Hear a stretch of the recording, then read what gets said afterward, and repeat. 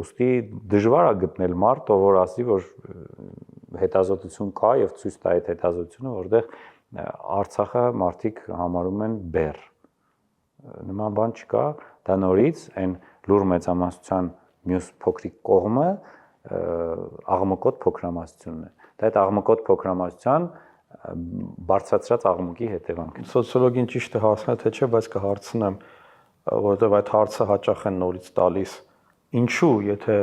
այդքան մեծ է դժգոհությունը Արցախի կորստից,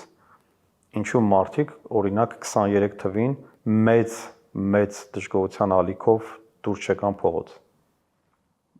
Ես էլ ասում եմ դուրս եկան։ Դուք էլ ասում եք դուրս եկան։ Դուրս եկան որոշակի դե ախր շատերը ասում են պատերազմին, դուք ասում եք, որ մենք հայրենասեր ժողովուրդ ենք, բայց պատերազմին վերջում մարդիկ չեն գալիս ռազմաճակատ։ Պատերազմի սկզբում զինկոմիսարիատներում հերթեր էին։ Պետությունը որպես կառավարիչ, պատերազմի մենեջեր չկարողացավ այդ ամեն ինչը կազմակերպել։ Մի շաբաթ հետո էլ վայնկոմատում այո հերթեր չկար, որտեղ մարդիկ գնում էին, տեսնում էին ոչ լոգիստիկան է կազմակերպված, ոչ զինամթերքի տրամադրումը, ոչ տեղանքի ներկայացումը, ոչ առաջադրանքի տրամադրումը, ոչ հրամանատարության հետ ինտենսիվ կապը, ոչ ներդաշնակումը, ստորաբաժանման, ելով կուզի գնա։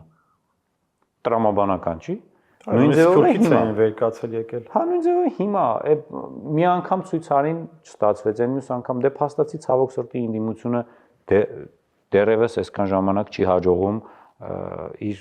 բողոքի ակցիաները լավագույնս կերպով որևէ արդյունք, վերջնական արդյունք չեն տալիս։ Արդյունքում մարդն ասում է դե ոչ միտեղ իրատեսական հեռանկար չի տեսնում, դրա համար չի մասնակցում։